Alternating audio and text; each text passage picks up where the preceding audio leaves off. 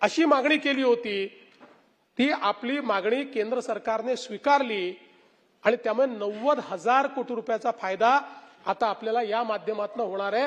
केंद्र सरकारच्या माध्यमातून आपल्याला ते पैसे आपल्याला या ठिकाणी मिळणार आहे. आता केंद्र सरकारकडून जी सहाय्यक अनुदाने मिळतात त्याचाही विचार केला तर 13-14 साली ही सहाय्यक अनुदाने 13,241 कोटी मिळायची. 13,241 ती आता झाली 68,000 कोटी रुपये वार्षिक. म्हणजे हे पण जवळपास 5 पट या ठिकाणी त्याच्यात वाढ झाली आहे. आणि आपण जर या ठिकाणी विचार केला तर दुसरं महत्वाचं निकष काय आहे की एखाद्या अर्थव्यवस्थेकडे पाहत असताना डेट जीडीपी रेशिओ सोबत राजकोषीय तूट ही 3% आत असली पाहिजे असं आपण या ठिकाणी म्हणतो. FRBM ऍक्टनी पण ते सांगितलेलं आहे. आपण जेवढी मोठी राज्य आहेत त्या सगळ्या राज्यांचं बघा. म्हणजे अगदी काल कोणी तेलंगणाचा या ठिकाणी उल्लेख केला की तेलंगणाचं पर कॅपिटा आपल्यापेक्षा जास्त आहेच, कारण हैदराबाद त्यांना मिळालाय. पण त्यांचाही जो राजकोषीय तूट आहे ती 3.5% आहे. 3%च्या आत नाही आहे. महाराष्ट्राने लाडकी बहीण योजना चालवली, शेतकऱ्यांना मोफत वीज दिली, हे सगळं करूनही राजकोषीय तूट आपली 2.78% आहे, 3%च्या आत आहे. आणि दुसरं महसुली तूट. म्हणजे आपण जर महसुली तुटीचा विचार केला तर तीही 1%पेक्षा कमी असली पाहिजे असं आपल्या FRBMने सांगितलेलं आहे. आपली महसुली तूट 1%च्या आत ठेवण्यात आपल्याला जे यश आलेलं आहे ते याही वर्षी आलेलं आहे. आणि आपण विचार केला तर अगदी 19-20चा काळ आपण बघितला तेव्हाही आपण 41,000 कोटीची महसुली तूट होती, ती आता 40,000 कोटीवर आपण आणली आहे. एकूण अर्थव्यवस्था वाढवून देखील. त्यामुळे त्याही बाबतीत मला असं वाटतं की जो फिस्कल प्रुडन्स आहे तो आपण त्या ठिकाणी निश्चितपणे करू शकलो. आणि मग महसुली जमा, राज्यामध्ये जी महसुली जमा आहे ती 13-14 साली आपली महसुली जमा किती असायची? ती असायची 1,55,000 कोटी रुपये. मी राऊंड फिगर करतोय, ते बाकी शिल्लक सोडून देतो. 1,55,000 कोटी रुपयावरनं ती 6,16,000 कोटी रुपयांवर 10 वर्षामध्ये पोहोचली. आणि कर्जाचं प्रमाण देखील हे आपण जर म्हटलं साधारणपणे त्यात काही फार फरक नाहीये. 13-14 साली हे प्रमाण 16.90% म्हणजे 17% होतं, ते 18.5%वर गेलंय. त्यामुळे आपण जर, आणि हे जाण्याचं मेन कारण आहे 2 कोविडचे वर्ष आहेत की ज्या 2 कोविडच्या वर्षांमध्ये आपल्याला अतिरिक्त कर्ज घेण्याची परमिशन मिळाली आणि ते अतिरिक्त कर्ज आपण घेतलं, पण काही हरकत नाही.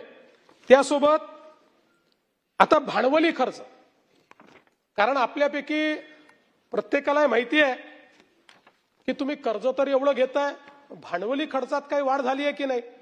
भांडवली खर्च केला तरच राज्य त्या ठिकाणी खऱ्या अर्थानं टिकणार आहे. आणि म्हणून 13-14 साली आपला भांडवली खर्च होता वर्षाला 25,129 कोटी. 25,129 कोटी. आता तो किती झालाय? आता तो झाला आहे पॅरास्टेटल सहित 2 लाख कोटी. आणि अगदी प्युअरली पॅरास्टेटलचा आपण का पकडतो की ज्यांना आपण कर्जाची हमी दिली आहे आणि त्यांचं कर्ज करता आपण अकाउंट फॉर करतो आणि त्याचे पैसे देखील आपण आरबीआयला भरतो, त्यामुळे आपल्या कर्जात ते दिसतात. त्यांच्या सहित तो 2 लाख कोटी आहे. आणि त्यांना काढूनही टाकलं म्हणजे उदाहरणादाखल MSRDC किंवा अजून असे आपले जे पॅरास्टेटल्स आहेत ते काढून टाकले तरीही आपला खर्च 1,17,376 कोटी रुपये, म्हणजे 25,000 कोटीवरनं आम्ही 2 लाख कोटीवर पोहोचलोय 10 वर्षांमध्ये कॅपिटल एक्सपेंडिचरमध्ये. आणि म्हणून मला असं वाटतं की ज्या तुलनेनं कर्ज वाढल्या त्याच्या कितीतरी पट तुलनेनं आपण भांडवली गुंतवणूक या ठिकाणी वाढवलेली आहे. प्रभूसाहेब आमचे म्हणाले राज्यावर कर्ज अधिक आहे, तर मी म्हटलं आपण सोप्या शब्दात सांगावं. प्रभूसाहेब, मी तुमचं निवडणुकीचं ऍफिडेव्हिट बघितलं. तुमच्या निवडणुकीच्या ऍफिडेव्हिटमध्ये तुमची संपत्ती 14 कोटी आहे आणि तुमच्यावर दायित्व म्हणजे कर्जच म्हणू त्याला हे 3,54,00,000 आहे. आता हे दायित्वाचा विचार केला तर तुमच्यावर दायित्व किती आहे? 25.28% आणि महाराष्ट्रावर 18%. आता या दायित्वानी मला सांगा तुम्ही कर्जबाजारी होणार का? तुम्हाला नादारी घोषित करावी लागणार का? नाहीच, शक्यच नाहीये.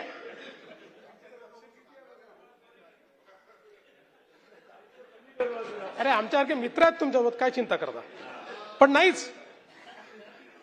म्हणून म्हटलं सोप्या शब्दात लक्षात घ्या की जसं हे कर्ज घेतल्यामुळे तुम्हाला नादारी घोषित करावी लागणार नाही, तुम्ही कर्जबाजारी होणार नाही, ती परिस्थिती महाराष्ट्राची तुमच्यापेक्षा थोडी उत्तम आहे. आता आमचे जयंतराव तर थेट मणकर्णिका घाटावर पोहोचले. मला आनंद वाटला जयंतराव मंदिराचं, पुण्यश्लोक अहिल्यादेवींचं तुम्ही या ठिकाणी उल्लेख केला, चांगला उल्लेख केला. मला अतिशय आनंद आहे, कारण शेवटी आपण धार्मिक लोक आहोत आणि अहिल्या माता तर अशा आहेत की ज्यांनी संपूर्ण देशामध्ये ज्यावेळेस परकीय आक्रमकांनी धार्मिक स्थळ उद्ध्वस्त केली होती ती सगळी स्थळं तयार करण्याचं काम हे अहिल्या मातांनी केलं. अर्थात तुमच्याही सरकारला अहिल्यादेवींचा सन्मान करण्याची संधी होती, पण 66 वर्षात तुम्ही अहमदनगरचं नाव अहिल्यानगर नाही केलं. आणि आता ठीक आहे, तुम्ही थेट उत्तर प्रदेशात गेलात, मणकर्णिका घाट तोडला आणि काय काय केलं, काही खरं नाही. मणकर्णिका घाटाचं संवर्धनाचं काम चाललेलं आहे. हा ASI प्रोटेक्टेड आहे, त्यामुळे याची प्रत्येक गोष्टीची परवानगी ASI कडनं घ्यावी लागते. जसं आपण रायगडाचं संवर्धन करतो तसंच मणकर्णिका घाटाचं संवर्धन होत आहे. आणि तिथे जे काही आहे अंत्यसंस्कार घाट, लाकूड ठेवण्याची जागा, धार्मिक विधीची जागा, मुंडन जागा, इतर बसण्याची जागा, प्रसाधनगृह, पिण्याच्या पाण्याच्या सुविधा, या सगळ्या गोष्टी तिथल्या सर्व मूर्तींचं जतन करण्यात आलेलं आहे.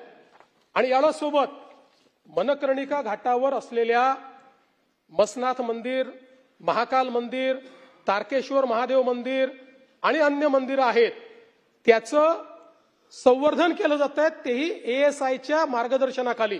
जसं आपण आपल्या ज्योतिर्लिंगांचं करतोय तशाच पद्धतीनं कुठलंही मंदिर तोडलं जाणार नाही, कुठलीही मूर्ती काढली जाणार नाही.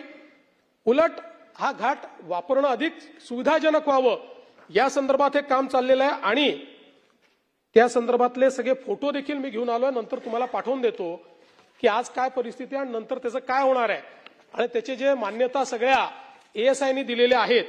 त्यामुळे मला असं वाटतं की तुमच्यासारख्या माणसांनी तरी अशा नरेटिव्हच्या भानगडीत पडू नये. हुशार माणसं जी असतात त्यांनी आकड्यातनं, तर्कातनं आपला नरेटिव्ह तयार केला पाहिजे.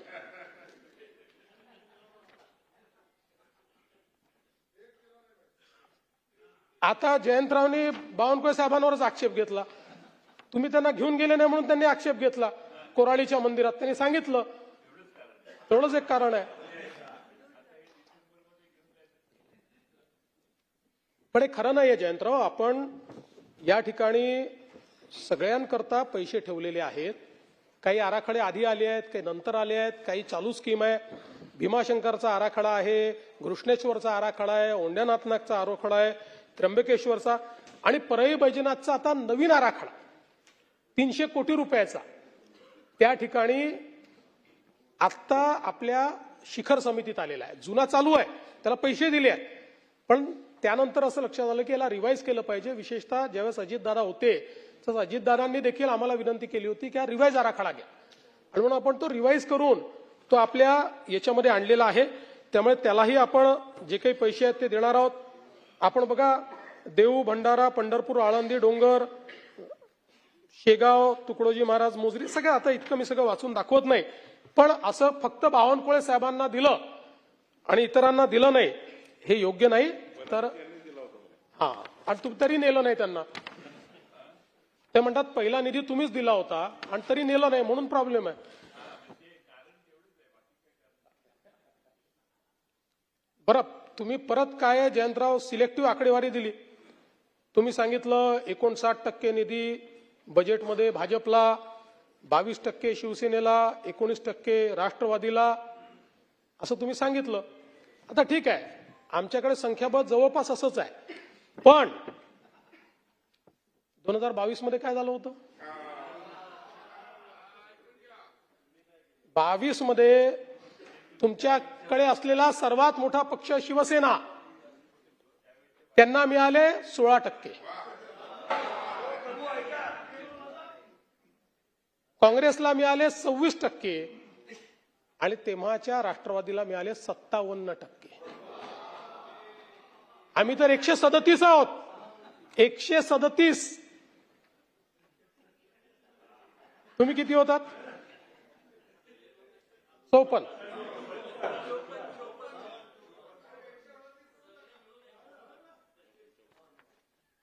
त्यामुळे मला असं वाटतं की मुळात आपल्यालाही हे माहिती आहे, असे विरोधी पक्षात आम्ही मांडतो, तुम्ही मांडता, हे मांडले गेलं पाहिजे. पण शेवटी कोणाकडे कुठली खाती आहेत याच्या आधारावरही ते बरेच वेळा निधी मिळतो.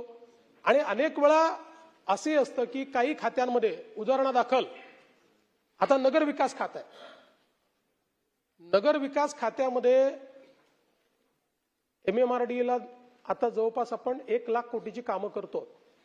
ते थोडे आपल्या बजेटमध्ये दिसतं.